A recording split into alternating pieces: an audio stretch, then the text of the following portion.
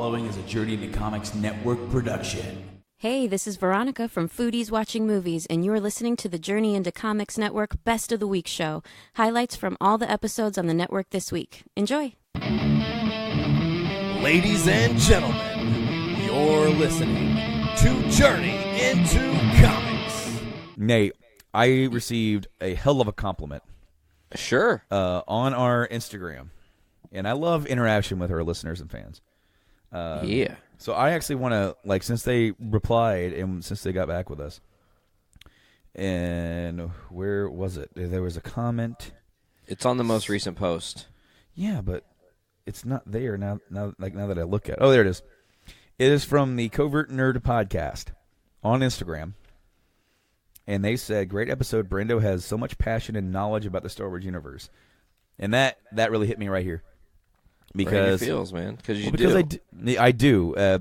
I'll be honest with you. I probably have more passion about Star Wars than I do about any comic book character or hero, villain.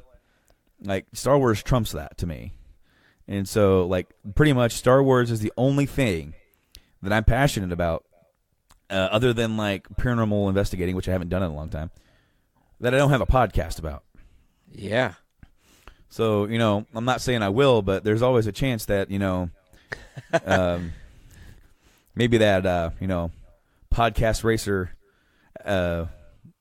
will happen or something. Podcast racer. I see what you did there. Episode 1. That's great. I think you would just call it the pod racer, right? Yeah, the pod racer. I don't know, dude. It would be really cool. Or trackside for pod racing. Because think about it. Even when there's not movies going on, even if you don't, maybe you do, like, I don't know, weekly would be a little difficult, I think, for me. Monthly would be easy. Especially to do, like, a news roundup for what's been goings on and everything. And then every time they drop a film, it'd be really big, we do have a Patreon where we can give exclusive content. Maybe You're we right. can have an exclusive Star Wars podcast exclusively on our Patreon. Maybe I have an idea for that. Okay, well, maybe we'll talk about it off air. Or maybe we can. I don't care. Whatever. But I want to thank the Covert Nerd Podcast for listening and for that comment, because I hope it does come off that I'm very passionate about Star Wars. A lot of fans are, but I really dug our episode on that. So if you guys haven't heard that yet, it's already pretty high up there with our plays, dude, for the last 30 days. It's the second most downloaded in the past month, and it's the, I think, third most downloaded in the past 3 months. That's awesome for us. Yeah, it's tracking really nicely. Oh, it's actually second in the last 3 months. So that's really awesome, and I guess it's a testament to what we talked about. I think we covered the spread. There was so much there.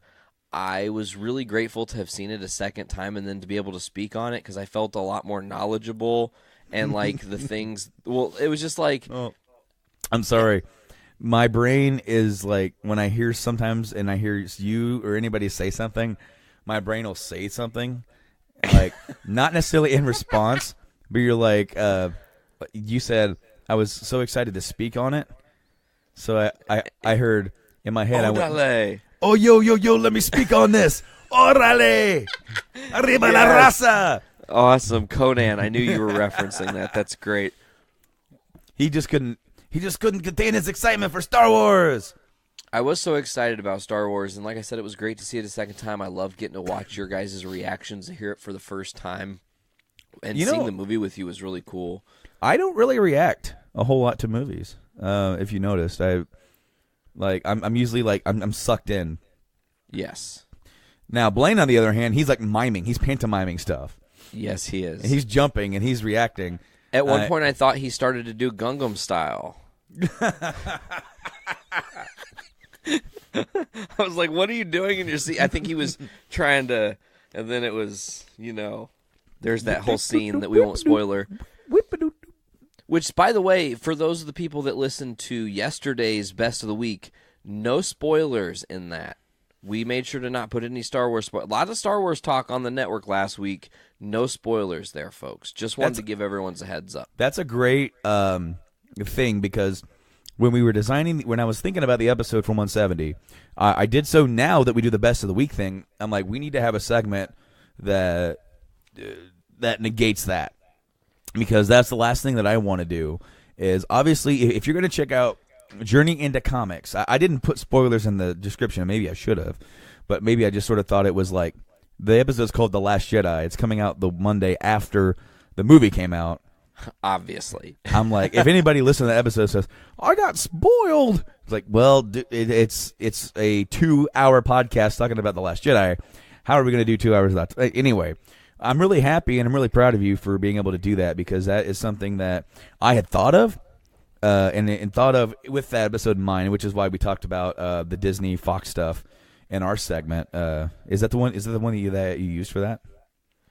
Yeah, the Disney Fox stuff for our segment. Right, because I said, let's do that first. Let's pan that out. Because, I mean, there's only so much to say on that anyway, and it's probably going to be about the length of that we used for the clip anyway. And then we could just go full bore into the spoilers.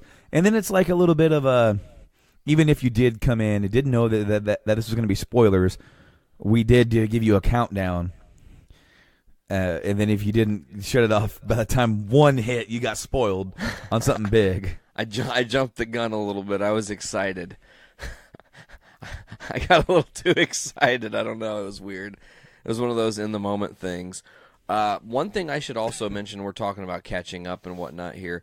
I had a little bit of I guess you'd call this a little bit of a tragedy happen in my family this week, as our 10-year-old computer tragically died.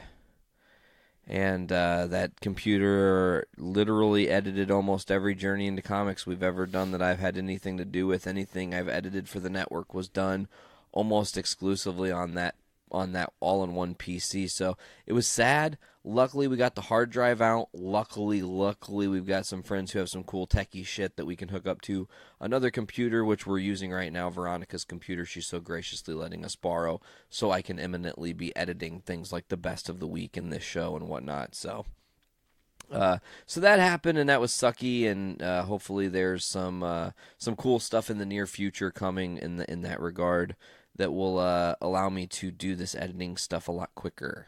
Because that's the goal, is to be able to do everything with ample speed. Mm-hmm. The one thing I will say about the all-in-one is sometimes she took a long time to edit those Audacity files down. You do a mix and render, and it should be only like 30 seconds, and it would be like 7 minutes and 45 seconds, you know? You know, even on my PC, which is a lot newer than yours and has a good run, I think it would take sometimes, for the longer episodes, about 2 or 3 minutes. So, yeah, see, and it was double or triple that sometimes. Right, and see, for the Star Wars one, we had 4 tracks, 5 if you include that one track that I created just so I could paste the "I nudged him" line, and that way I could use that.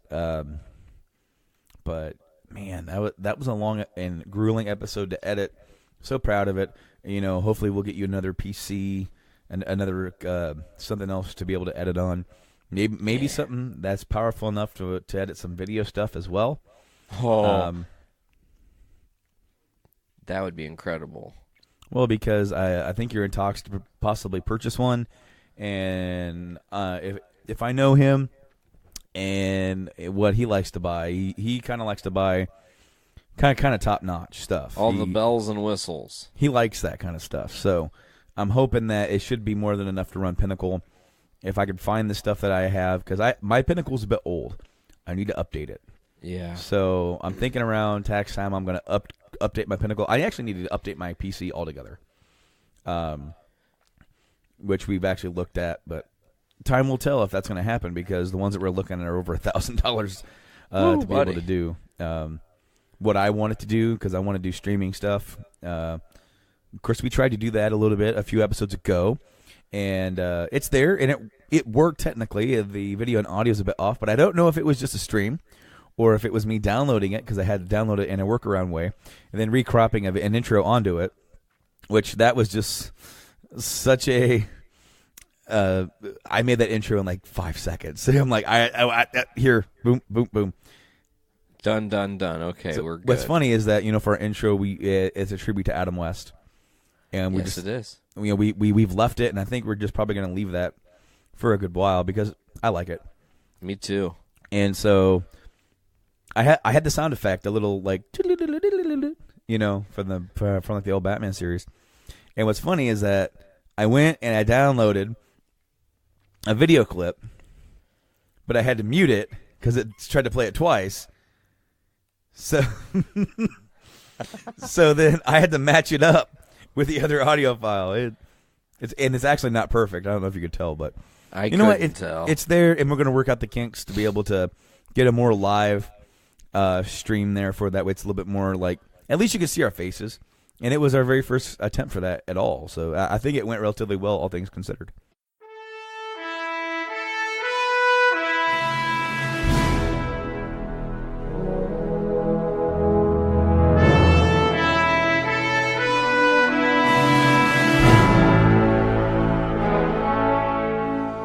Now, everyone has a favorite Christmas movie, something that they've always watched on this time of year, like It's a Wonderful Life, or those classic, like How the Grinch Stole Christmas, or Rudolph the Red-Nosed Reindeer, the claymation movies, whatever someone kind of goes to.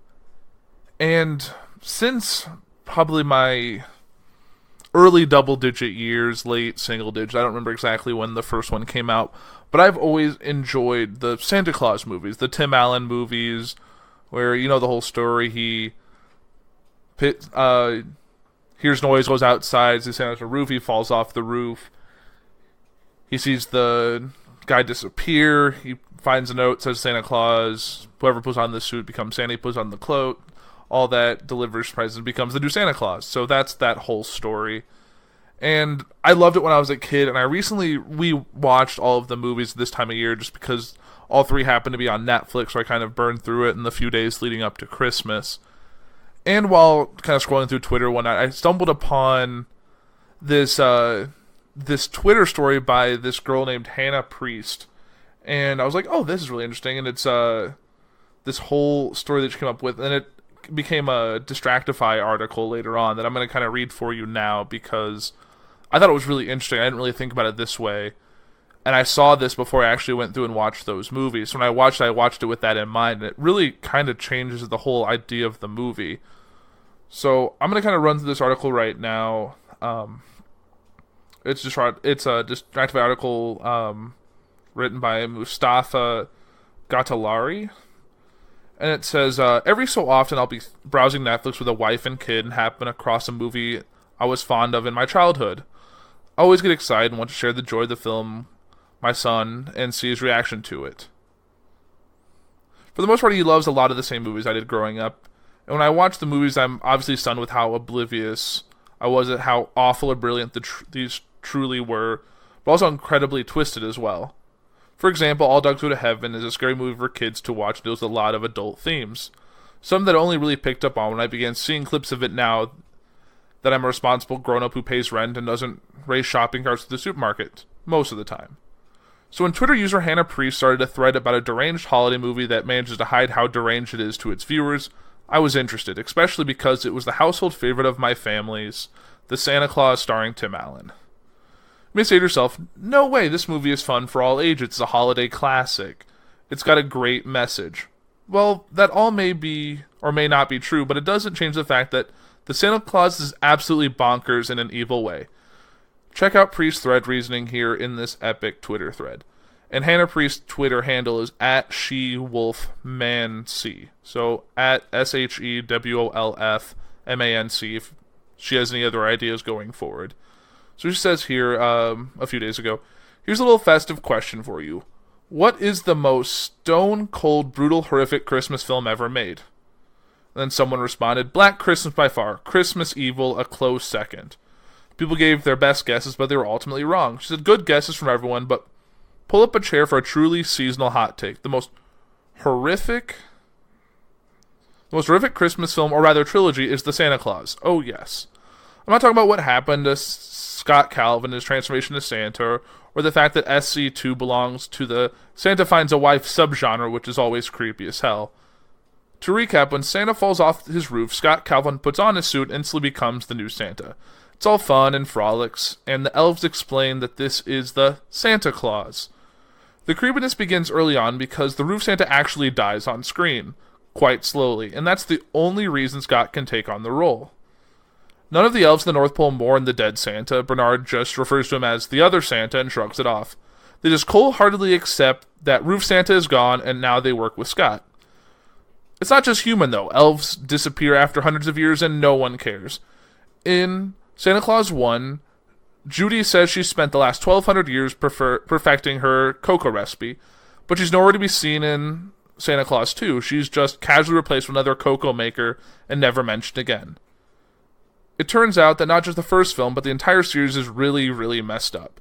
And let's take a minute to consider Bernard. He's a huge part of SC1 and SC2, and he's just absent in SC3. Curtis is now elf number 1, and no one mentions Bernard. But this is far from the worst bit. Trust me, I've got so much more. The champ is here! Do I have everybody's attention now? But well executed.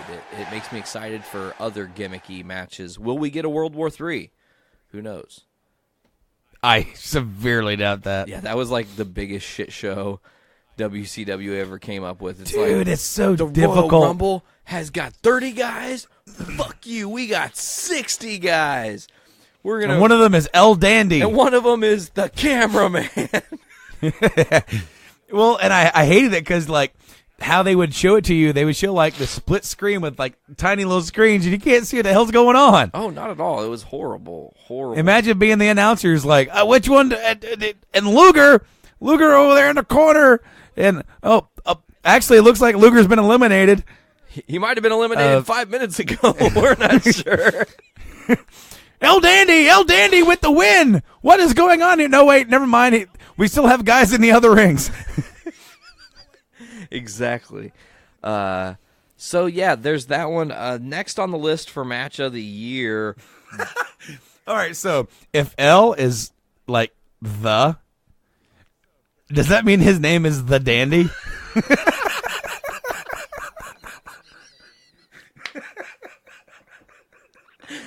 Oh, well.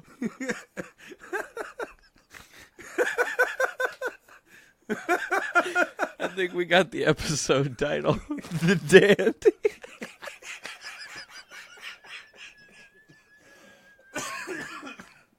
Oh, fuck.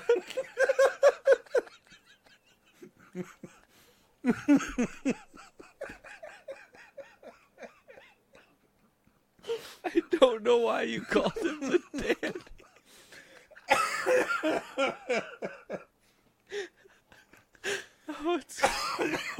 I'm still sick, guys. I'm sorry. If you listen to Journey to Comics, I tried my hardest not to cough, and my cough got so much worse. And it's like I have like this barking cough, and now it's like today is like, oh man, I kind of feel better with my cough, and then I start laughing so much, and I just can't do anything but cough. Oh damn. Whew. Okay, I'm alive. I've survived here, folks. Oh man, I need a drink. Away from the Dandy, back to the awards. Away from the Dandy.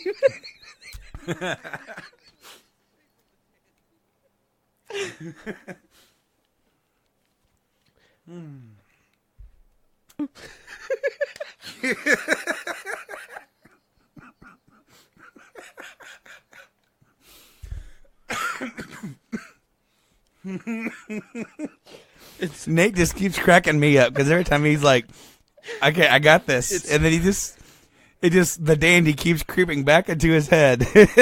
He can't. I'm envisioning typing it into Podbean and saying what the episode title is, and I'm gonna lose my shit and laugh really hard. So I was just laughing now. Okay, back to it. Shane versus AJ Styles, WrestleMania 33. There are so many moments in this match. This is such a physical match, and it's not only physical, it's so personal. It's a personal match. AJ feels screwed over by Shane, and there's a omoplata moment that's like, I think Shane has AJ in the omoplata. AJ reverses it into a pin. 1-2. Shane reverses it into another pin. 1-2. They come out of it. Later, there's like a Pele kick that ends up landing on the ref. The ref goes down. Another Pele kick on Shane. There's a couple big bumps. One time through the announce table, AJ moves and Shane goes through it. There's a moment where Shane does this huge back body drop to AJ, and he like floated in air before he flipped. It was like a stunt in a movie. Overall, I thought this match was just very well done, phenomenally told. There's a little haha. This match was the opener of WrestleMania this year, and what was awesome about it is that it had a nice, cool build to it. It didn't come out swinging. It didn't come out flying all over the place. It slowly got there. And this match, I don't want to say this because I don't want it to sound like I'm like dogging it, but it was better than it had any like meaning to be. You know, like it was way better than it had ever any right to be, because Shane is not like the best wrestler anywhere. But again, you have AJ Styles. There's a common there's a theme here. When he's out there, you're going to get something great, whether it's the best match on the card or something memorable. And I feel like, honestly, this was the best match on the card. These two guys brought it, and this was also the beginning of his face turn. Absolutely. And changing the guard of the character with AJ Styles and taking him away from the heel, which he did great at. You know, here's the thing is that AJ Styles, here's a guy that 10 years ago, great worker, but he was a little one-dimensional with his character. And now here we are all these years later, and you can, all right, we want you to be heel. Okay, now we want you to be face. He can do anything, man. Yeah, and he is an all-star. He is a megastar. As advertised, phenomenal. Exactly, dude. And this match was absolutely amazing. I remember, you know, that weekend for us, big, long weekend, we had the LaFiCon, and I got home, and the Battle Royal was going on. So the match hadn't started yet, thankfully. And I remember just I'm home, and I'm waiting for food to show up, and I'm, like, still kind of coming down from the busy weekend, trying to relax. And this match, it's like it started, and it didn't have me. And then it slowly, as I said, the build, and it built, and it built. And by the end of that match, it was amazing. I loved it. You got to think that Shane did the corner-to-corner with the garbage can. AJ wins with a phenomenal forearm at the end of the night. Very, very, very good match here. Now, I put this on last minute, but the Lesnar-Joe match at Great Balls of Fire, we already talked about it a little bit, was really great because Joe was the aggressor for 97.5% of the match. And there was just a little blimp of this Lesnar that's still a monster. And it does tell an interesting story because it's like Joe did everything. He literally took him to the limit, hit him with all kinds of moves, threw him into the tables, threw him into the corner, you know, hit him with all these different moves. And Lesnar then just, boom, hits him with the pop-up F5, match over. And it does tell a good story. Is it the best match on the Match of the Year contenders? No, but it's good. Brandon, what do you think? You know, I enjoyed the match when I saw it for sure. But if you're gonna like ask me out of these four matches, which one do I pick? Yes, sir. I'm going for Cena Styles Rumble. We're gonna have to use the randomizer because I'm going Styles Shane McMahon. All right, WrestleMania 33. We are going to go Rumble. We're going to type that. I'm going to ask Brando a question while he's doing this, though. What's that? So, Brando, we talk about the common thread that AJ Styles is the phenomenal one. He could work with anybody. Does that mean he could have a 5-star match with the Dandy? The Dandy? Well, I have no doubt. Oh, that's great. Now just imagine, like, if AJ Styles versus Okada versus Omega in Japan, how many stars that gets? 10. It gets all of the stars. That is a dandy of a score.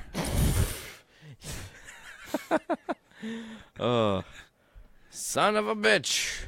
All right, so here we go. Are you ready? 3, 2, 1. The random picker has chosen the Mania match, AJ Styles versus Shane McMahon, to be the match of the year for Journey into Wrestling. Wow. Okay. Both are worthy of the title, and both AJ Styles. Hey, man, there you go with the whole theme of same thing. So now, you know what?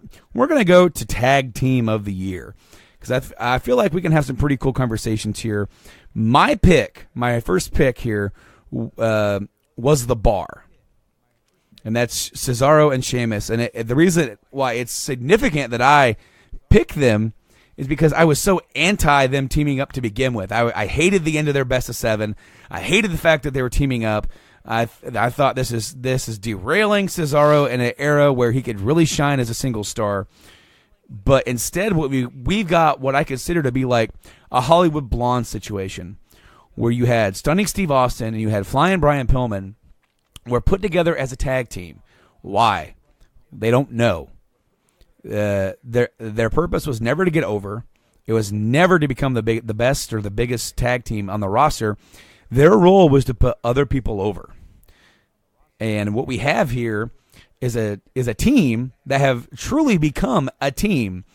You know, the Blondes, they ended up getting their own look, their own style, their own little catchphrases, their own little monikers, the whole highlight, like the film and the reel.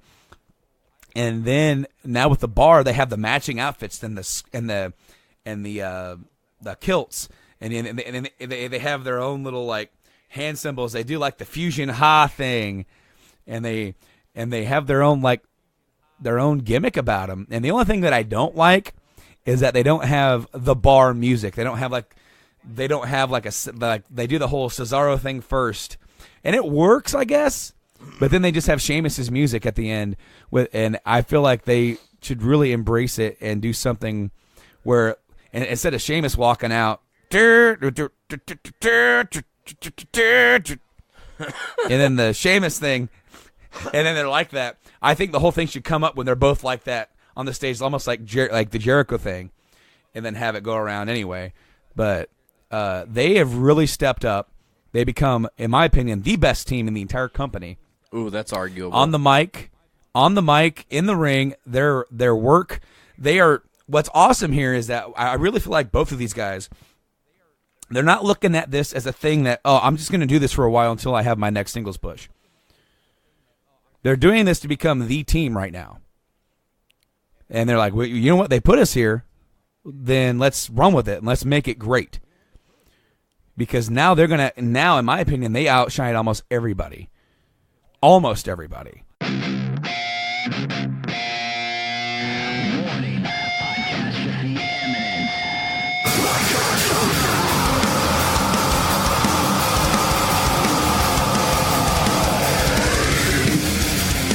And this is Podcastrophe.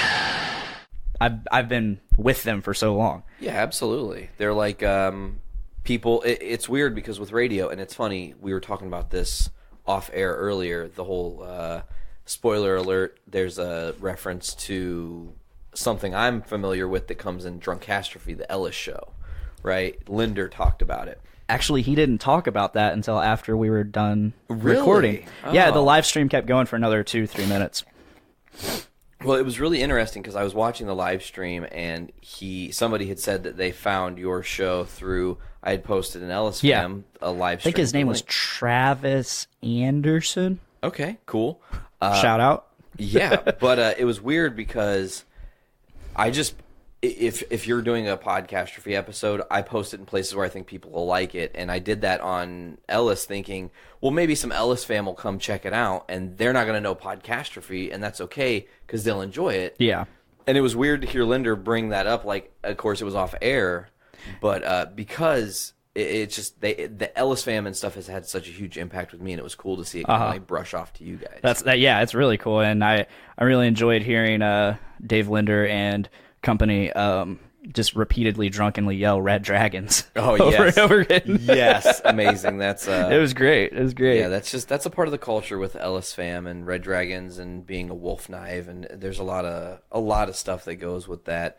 It's like almost a different part of me, in 2009 or 10, Sarah bought her car. It came with Sirius. Jason Ellis' show is on Sirius. And, man, that early stuff is what got me wanting to even do my own show before I knew what I wanted to do. I was like, I want to be a fucking radio. Like, I'll fucking be the king of radio, you know? And it is difficult, and it's real. But that just listening to Ellis, like, really pour his heart out about real shit that was happening. This is before he kind of got macho big time. Yeah. And, of course, he's been through therapy and is a different person now, so that's a whole different story. But during those times, I made a lot of friends and a lot of people throughout the country that I have a lot in common with.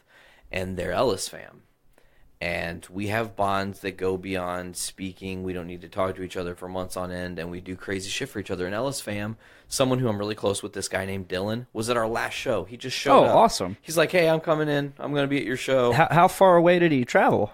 He was only about 40 minutes away because he moved to Chicago recently, but he had lived in, like, England and Georgia and fucking St. Louis, and we had always tried to link up. I think we linked up once last year.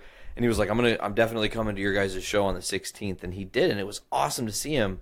So it's really cool to just have like a constant reminder of the great times of Ellis fam and Ellis community and doing the Ellis Mania events. I think you would have great fun going to an Ellis Mania. Oh, yeah. Event. You know me. I'm generally down to do basically anything. At Ellis Mania, they have crazy-ass fights. So they have like the electric dog collar fight, where 4 dudes are in the ring and they're blindfolded and they have electric dog collars on their necks and they're getting shocked at 11 by judges who are just sitting there shocking the shit out of them while they can't see and they're trying to punch other competitors. Gets pretty interesting. Or the musical chairs fight. There's a bunch of chairs in the ring. The music's going. A bunch of dudes are going around the ring. The 2 dudes who don't get seats fight.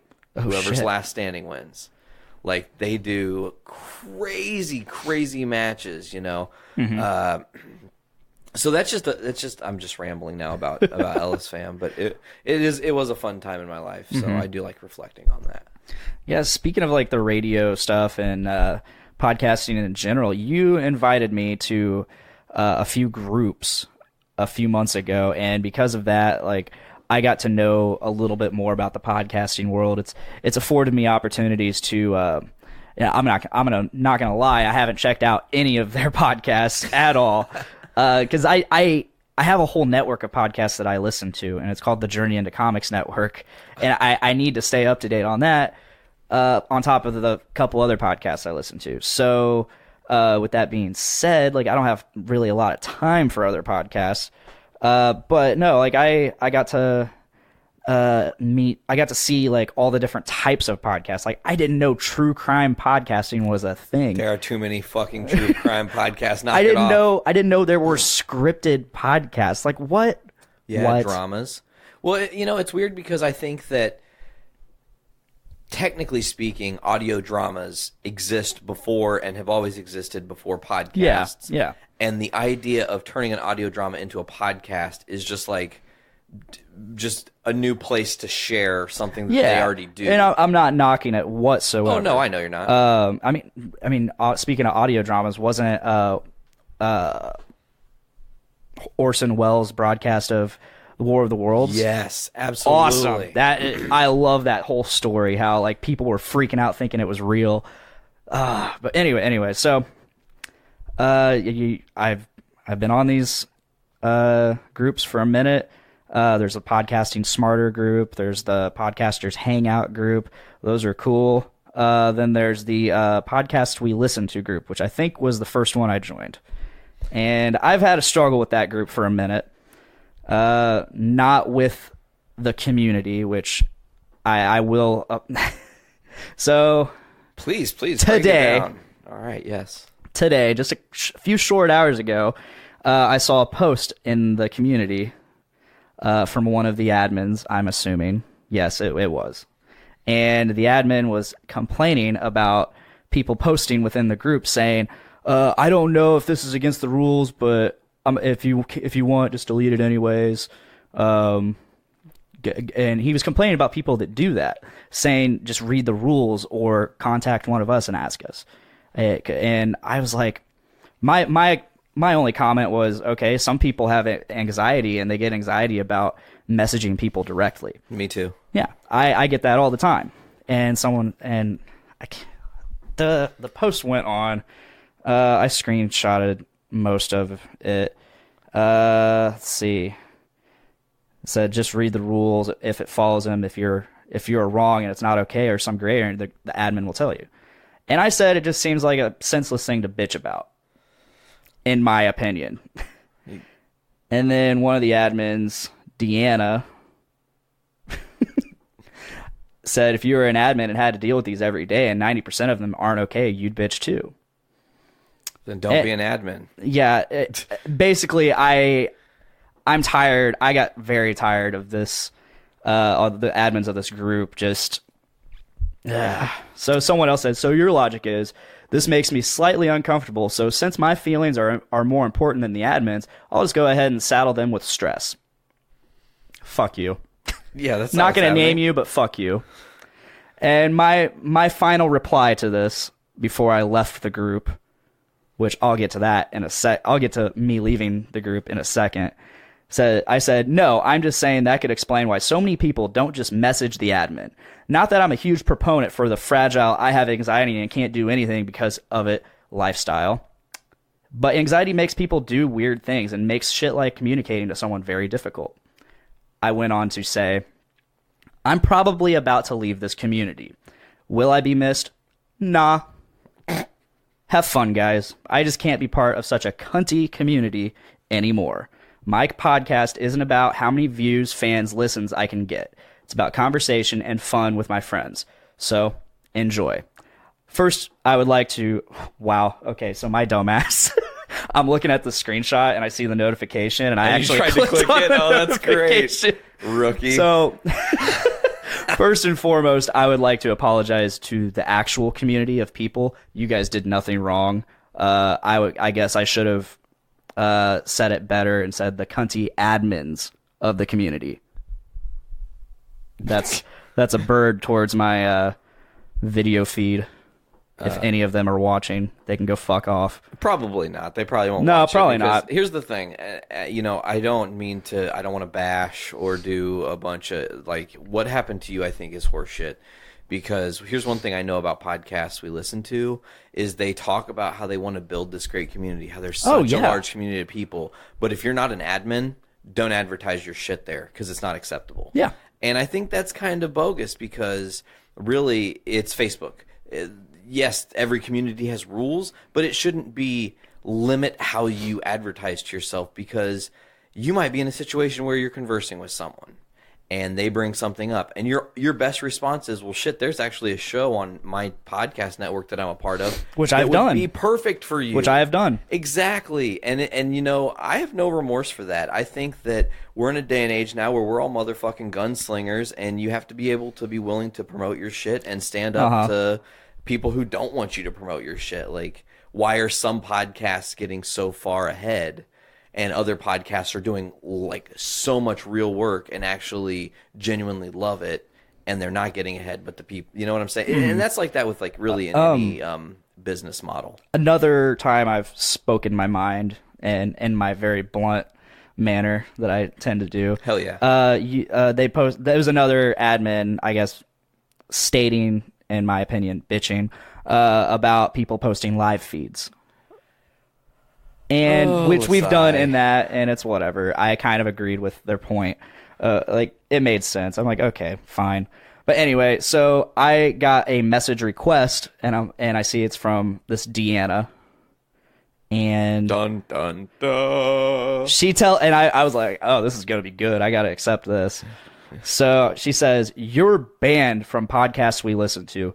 There's no need to call a successful 16K member community what you called us. Do not request membership in the future. Followed by a screenshot of my comment, like I didn't know what I said.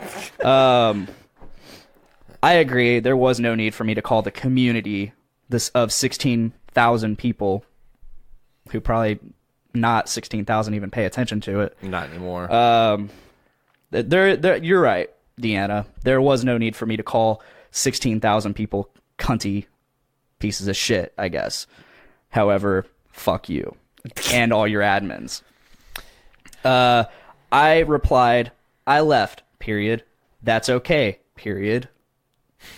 She replies, she continues to reply, Oh, so this went there's on. more. Wow. I sent the screenshots of this conversation and the post to the Journey into Comics group chat. I was driving. Nate was driving, but I said, I left, that's okay. She comes back with, and you won't get back in.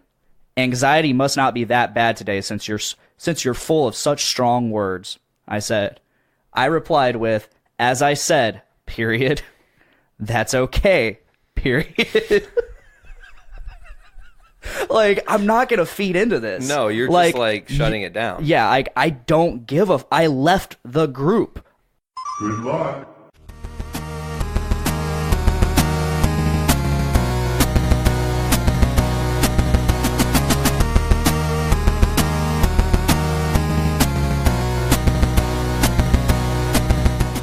What's up, everybody? Welcome back to the Game Addicts Podcast, the show where we talk about the modern and retro video games that we play and collect. I'm your host, Brando, and today we're going to take it easy, and we're going to take a look back at some more pickup videos like we did a few months ago.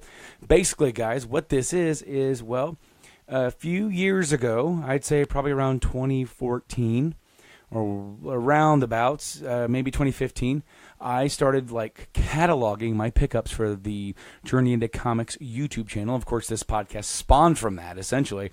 It was just me making some extra video content that I talked about sometimes during the podcast, and the Game Addicts Podcast spawned from those videos and some of my solo casts I was doing on the Journey into Comics channel at the time.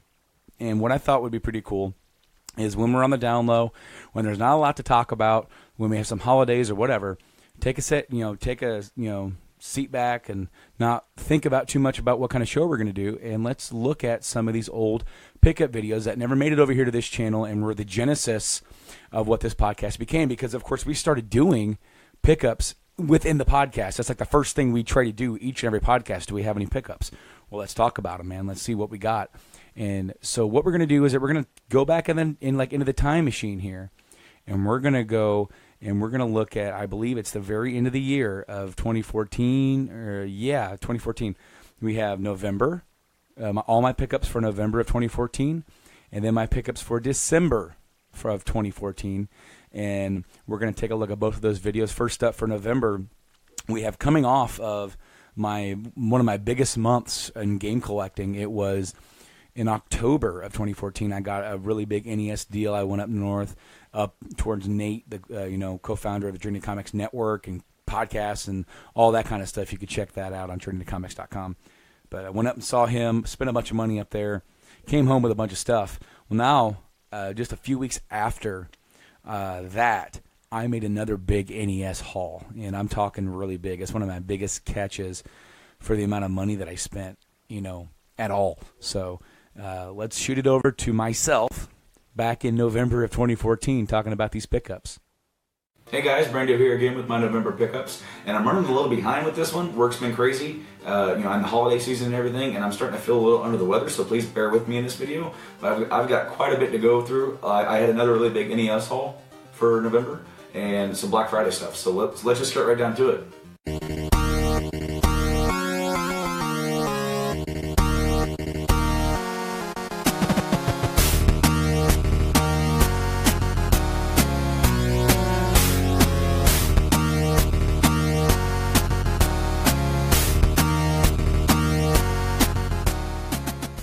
Alright, so first, I've had this for a little while, but I hadn't got it working, and I just got it working and got it cleaned. It is the Adventure of Link, Zelda 2, for the NES Gold cartridge, and it's a little beat up. I don't know if you can tell on camera, and it's got some good scuffs on it, and it's actually a donation earlier in the year from a coworker of mine, so thanks Aaron for this. And so I believe it was kept in like a garage, just kind of like haphazardly, stored and everything. So the fact that that I got it to work is, I'm kind of including it in this because I've had it for a while, never had an NES to test it out or do anything with it.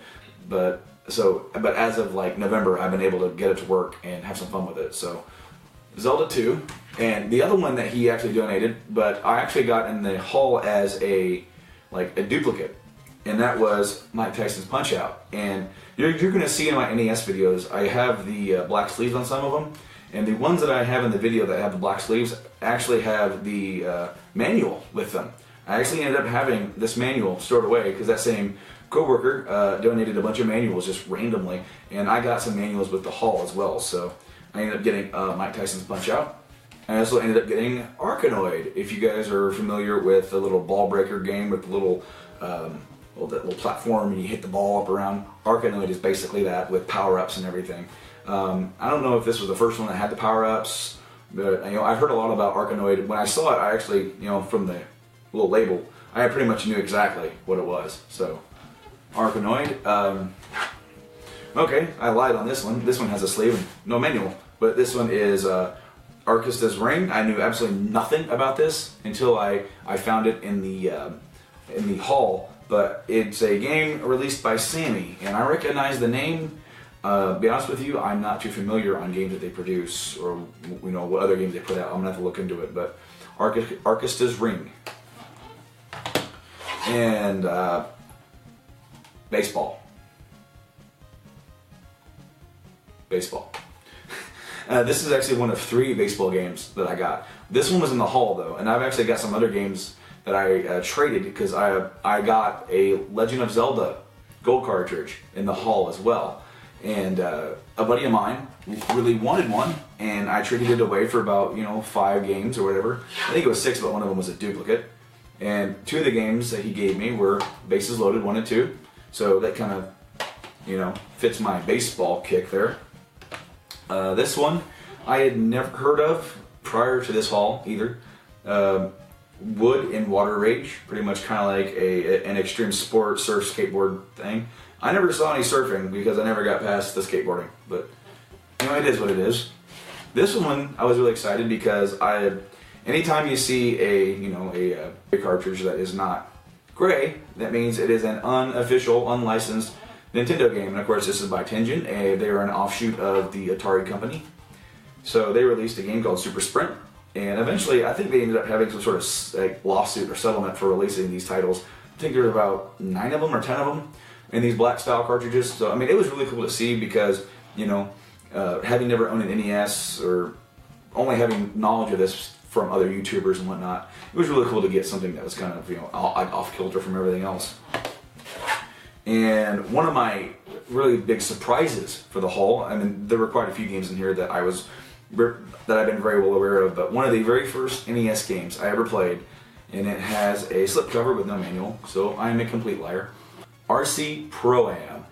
32 tracks of racing thrills. I remember being at my cousin's house, and I was spending the night there for the very first time, and I was very uncomfortable and having a hard time adjusting, and one of the things they did to calm me down was I played a little bit of RC Pro-Am, and I sucked at it just as much as I suck at it now.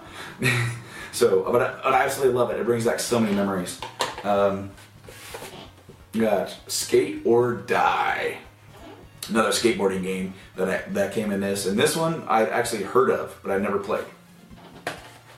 So I really have no opinion on it too much. But Kung Fu.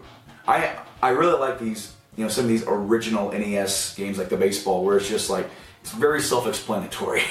You see a guy, throwing a roundhouse kick or whatever, and pretty much that shows you what move you need to do throughout the entire game. Because punching is pretty much useless. You need to kick everything to death, just like Chuck Norris. The classic Mario Brothers. I don't know why I hesitated. The classic Mario Brothers, but yeah, this was another one that I was really happy to see. And there's another one that is a arcade classic that was in this that I was really happy to see as well. But I remember playing this. I think it was on Mario 3 that had a version of the original Mario Brothers that you can play. One of a couple of LJN games, I think they're in here, at least I know this one. They did a lot of license games that were really bad, and Jaws. I didn't play too much of it, but Jaws. It's very repetitive, but that's pretty much it. Another game that I got in my little trade with my buddy Rob was Jordan versus Bird 1-on-1, and we actually played this, and he totally stomped me at it. I had no idea what I was doing, and I don't think he'd ever played it before, but I guess that goes to show you just how good I am at sports games. Now, when I got this, it reminded me instantly of the Angry Video Game Nerd. he's done so many videos on other games, but for some reason this one sticks out in my mind. But Fester's Quest, I actually never heard of this before I saw his video, and I thought it was kind of weird that they had just an offshoot game from Fester from the Addams Family, running down people with like a big big like gun or whatever, collecting light bulbs. But yeah, Fester's Quest. Another puzzle game here. It is Orb 3D. I tried playing this and I really didn't get the knack of it. I wasn't very good at it. So Orb 3D is pretty much all I had to say about that one. Again, okay, I was right. LJN, and it's Friday the 13th, and hey, I happen to have the manual with it. That's kind of cool.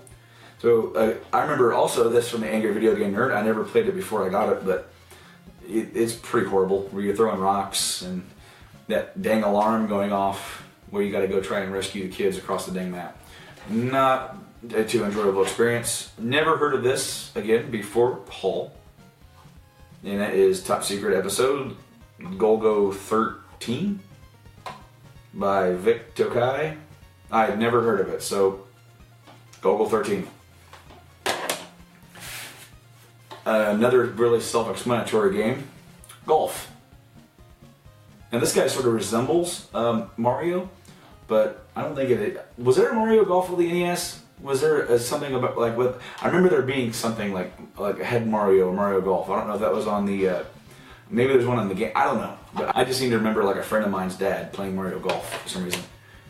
Another puzzle game, Tetris. Now, I don't know if I have included this before on a video, but I want to say I got it in this haul, and maybe no, okay, it wasn't another video. I got it in this haul, and then it was along with the tray that I made with my buddy. He went ahead and just threw it in because he had a double of it as well. Another NES straight shooting series, Pinball, where you play pinball. Now they have this little guy down here running around, and I didn't play too much of it to see if this little Mario clone is actually in pinball, but I didn't see anybody in there like that. Now, this one, I was really excited.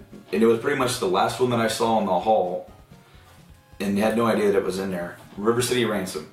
I absolutely loved this game growing up. It was so much fun, and I loved playing and beating up all those guys and having their like little sayings when you beat them, like Blarg and Mama and all that stuff. That was really fun. Puzzle games. More and more puzzle games. Dr. Mario. Now, I've always sucked completely at Dr. Mario. So, I mean, it's cool to have it, and it's a must-have, but I hope I get better. I think I need practice. Excite Bike. I was really happy to see that this was in here. I got a lot of big titles out of the way just in this one haul. And I got actually all these games, plus the original system, which I'm not going to include in the video because you guys have obviously seen one before. And plus I have it apart working on it. So, terrible planning on my part. But I got everything for like $60. And the guy that I bought this stuff off of on Craigslist, he asked me, did you read, all the descriptions? Are you sure you want this? The system's kind of in poor shape. And I'm like, dude, yeah, sure. I want the games. I already have a system.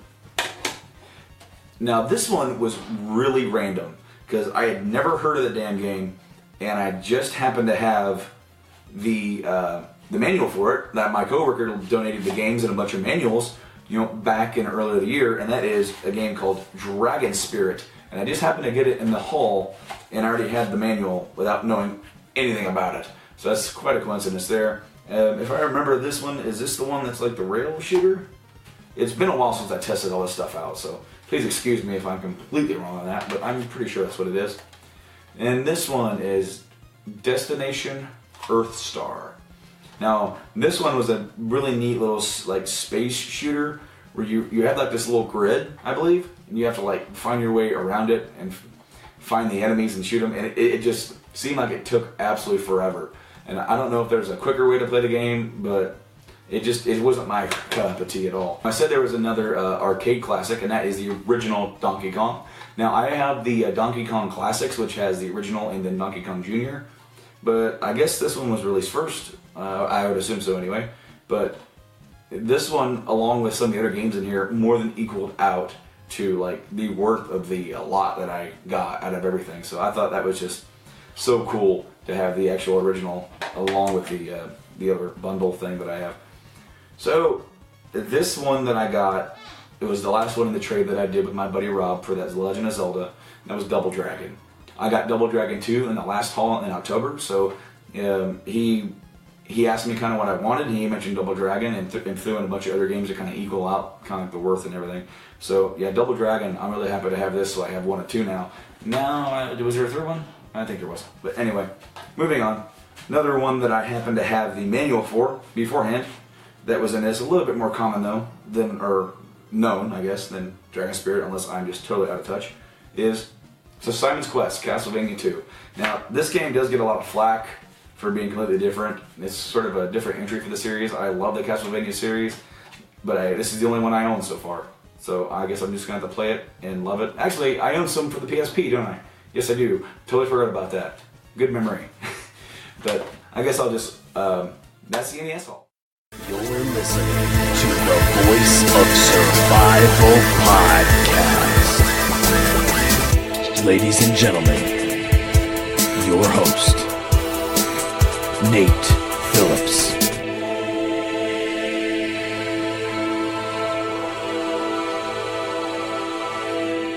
So I genuinely, just to get back to what I was saying earlier in the show, genuinely admire you because I know that you have had real struggle and had real shit happen to you. And then I see you and you are just this plucky, happy-go-lucky, bright, friendly guy who's, always looking to help his friends out, whatever he can do, help however you can. And it's really a testament to your character because it has to, I want to stress with the listeners here, it has to be so fucking hard to live in war. For real. I'm not, clearly. I go home and sleep in a nice bed, and I don't know what that's like. I didn't do that.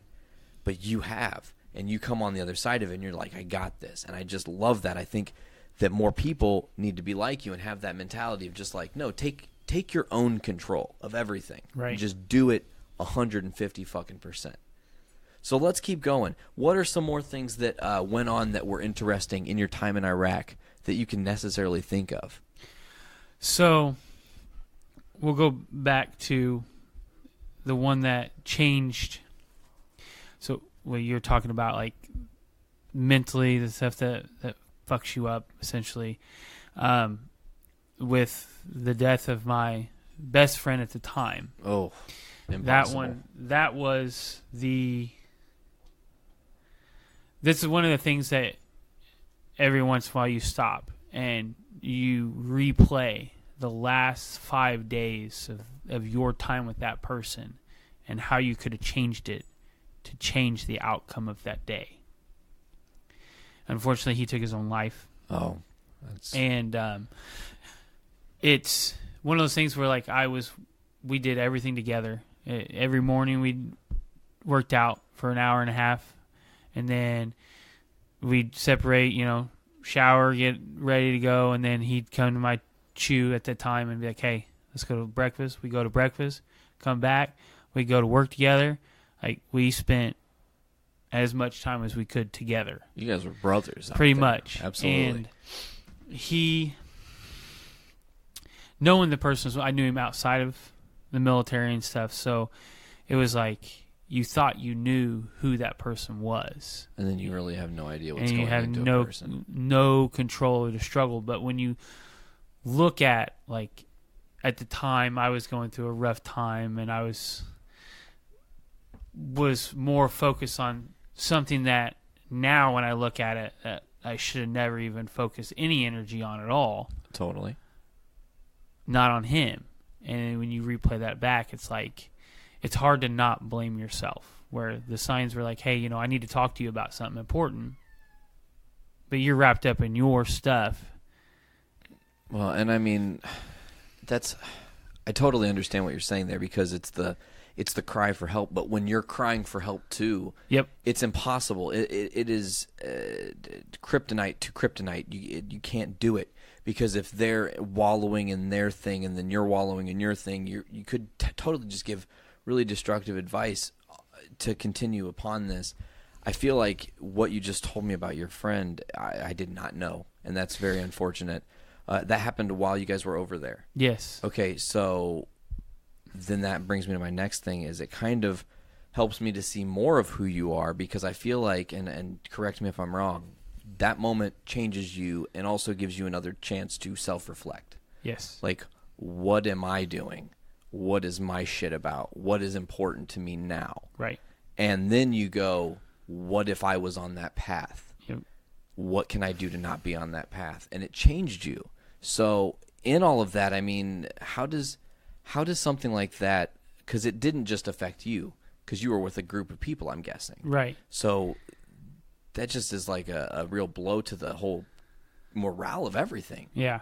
Oh, man. I can't even, ugh. It just makes me feel sad and really not happy for you. Yeah, I mean, I say this and it sounds bad. It is what it is. You have to take life with what it gives you and do the best you can with it. That's basically the gist of it. Everybody's heard the story before, but when it happens, everybody says that and they're like, yeah, life's tough. You just got to deal with it.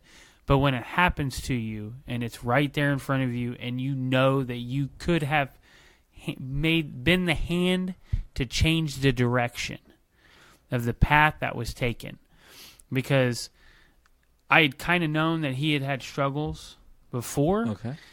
And he kind of briefly told me about him, but it was kind of like, it's a moment of low, that'll never happen again, blah, blah, blah.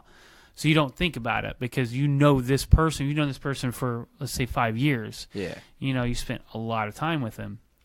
This happened, 6-7 years ago before you guys even met. So you don't think about it. You think, this is the person I know now. Absolutely. So when you go through it, it's hard to, like sitting here talking about it, it's hard to not play back everything. Totally. And it's not like it's you just remember every detail, the smell, the taste, everything about that moment will never go away. The hardest part is finding some type of solace in it. Essentially, like something positives that come out of it. There's nothing positive about death, but it's what happened is it changed my view of everything. Gave you an option at new life, right? Really, And it made me think that I spent too much time with myself and not others. So one of my things to change that path was that I will never be selfish again. It will be I care more about my friends than I do myself, because if I lift them up, they lift me up. Bingo. So before it was, what can I do for me? Let's go do this. It's all about me. And at that moment, every one of my personal views changed within seconds. Because you think about something like that happens, it's hard to not talk about it.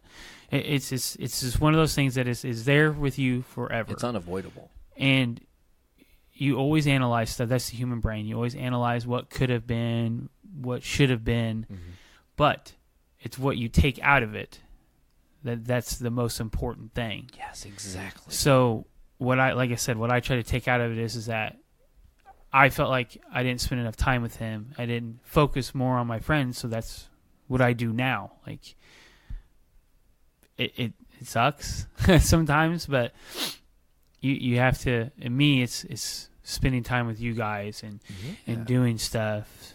Well, and it's allowed you and afforded you an opportunity to now not take moments for granted. Right. If an opportunity in a moment presents itself that is a once-in-a-lifetime thing, you really go, no, there's really nothing more worth it than for me and my friends or me and the missus or whoever to experience this once-in-a-lifetime thing. And I think that's great. So let's flip it on the other side, because I want to start to kind of build this towards... It's really interesting. I was just reflecting while you were speaking. This is the most survivalist episode I've ever done of The Voice of Survival, because you're really telling people really good nuggets of information to better themselves in dealing with mental struggles. It's a very real thing that plagues a lot of people, and so it's good to hear. So now we're going to kind of just sort of shift gears here and let me know if we need to go back and talk more about what's happening while you're on your deployment. But I want to talk about adjusting to civilian life on the other side of your deployments. And how long between your two deployments did you have to kind of be off, if that's the word you use? And then, of course, after your last deployment, what was it like adjusting to not being in that thing that is war? So the first time was... It wasn't. I say it wasn't as bad, but that was when like people were getting shot at. As you say, you go numb to these things, and it doesn't really bother you as much anymore. But the first deployment, I drank a lot. Okay. A lot when I came back, and like a lot. I don't know how else. You were trying to escape. It was trying to escape some of the stuff that happened. Totally. And it was hard to adjust to no structure. Because when you're in the military, you have everything structured down from the top down. So, kind of sounds stupid, but it's thinking for yourself, essentially. Yeah, I mean, like you have to make your choice of like, okay, I need to buy a new vehicle or get an apartment and stuff like that. Over there you don't have to think about that. It's even in the military you don't have to think about that at all. It's just, hey, you have a place to live, just do your job. That's all it is. So now you're going through of like dealing with other people that don't have the same mentality as you, because everyone in the military kind of has the same mentality. Like everybody grasps the concept of like what needs to be done without saying it, because they've already been taught this is your job. Correct. This is your job. You need to do your job. And then coming into the civilian life, and you get people that just don't want to do their jobs, and they're bogging everybody down. It's time for Brews with Dudes.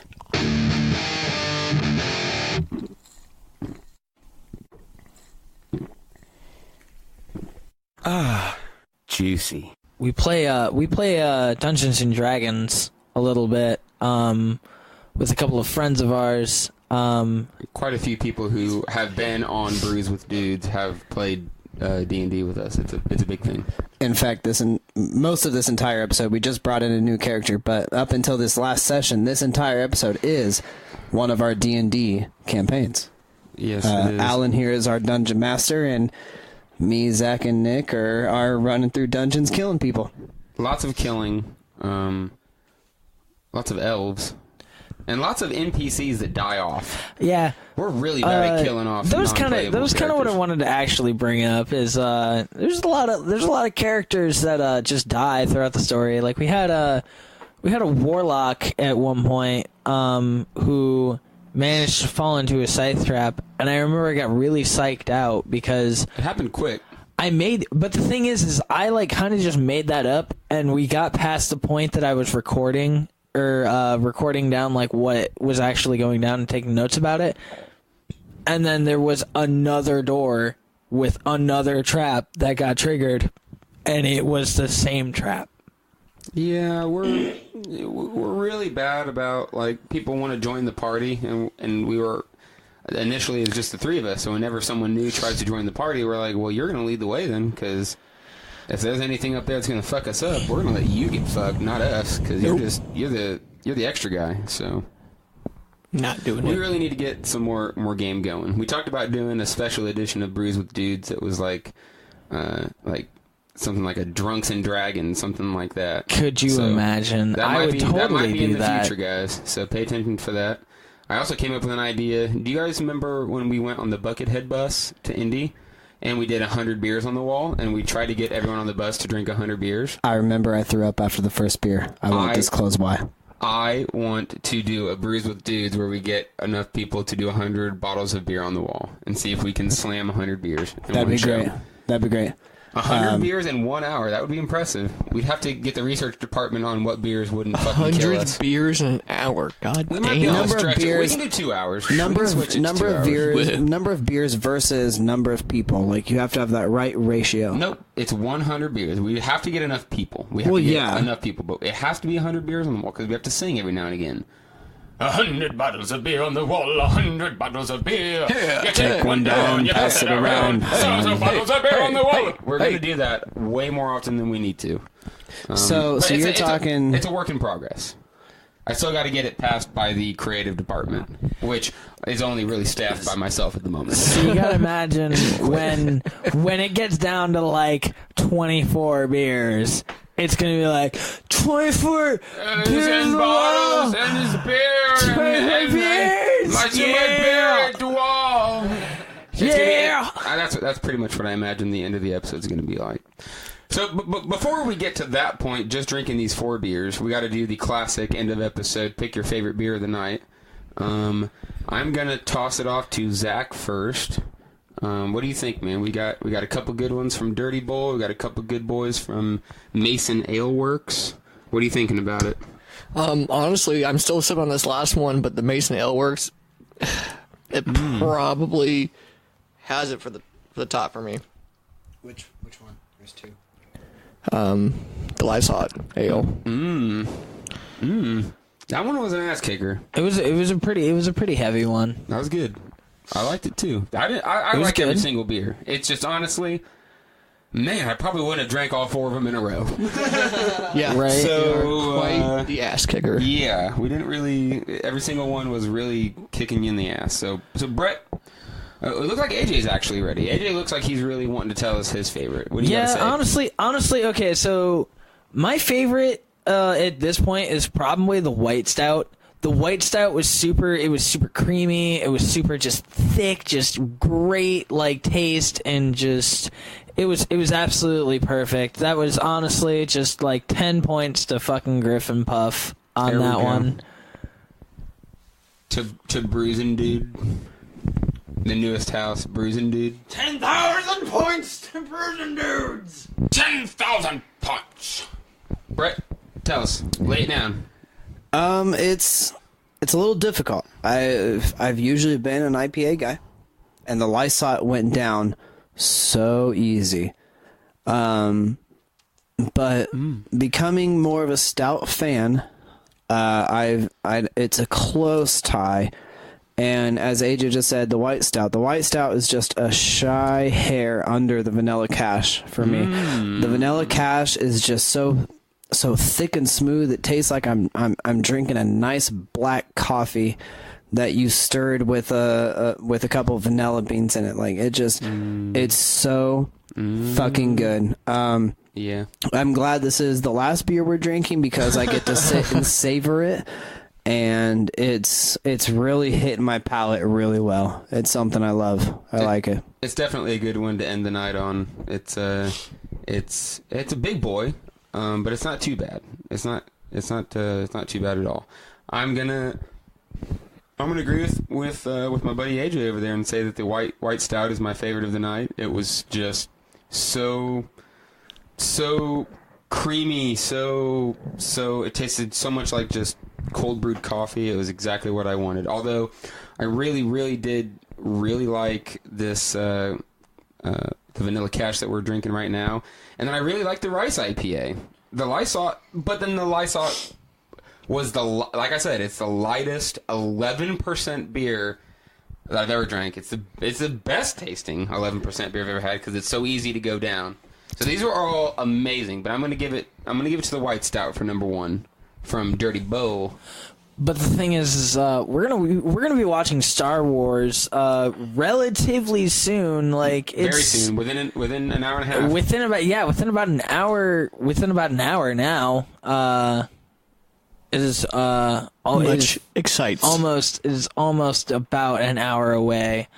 So we're pretty excited and stuff, but now we're gonna have to kind of sober up a little bit. I'm gonna try and sober up a little bit because I'm pretty not okay right now. Your host Nick Maxon is doing just fine, and he's going to go enjoy Star Wars Episode 8: The Last Jedi. With no problems whatsoever. I can guarantee you that.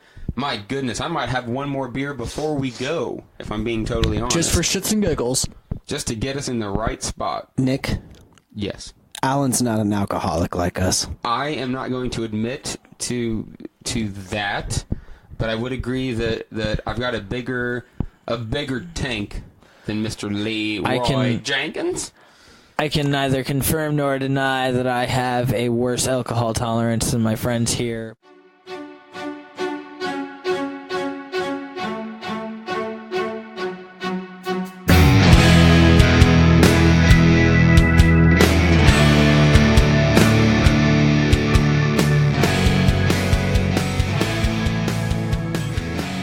The Girl in 6E by A.R. Tour.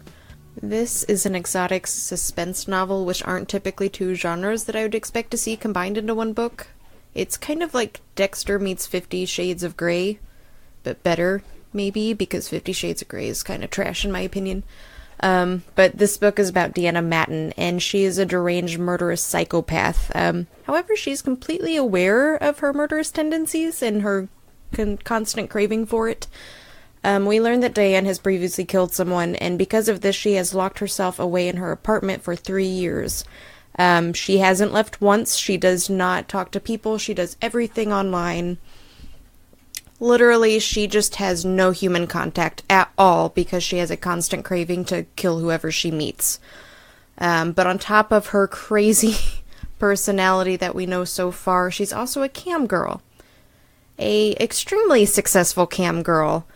And if you don't know what that is, Google is now your friend. But we get to explore her world and watch her break every rule that she has placed for herself in order to save a human life.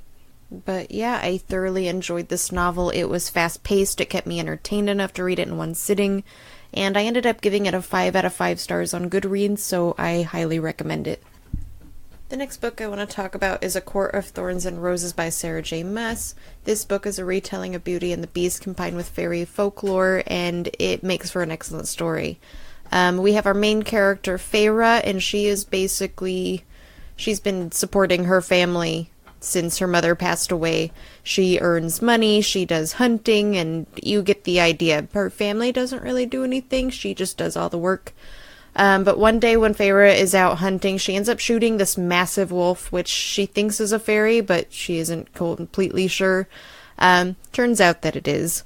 So fairies end up coming to her house, so she now has to pay the price for taking the life of a fairy.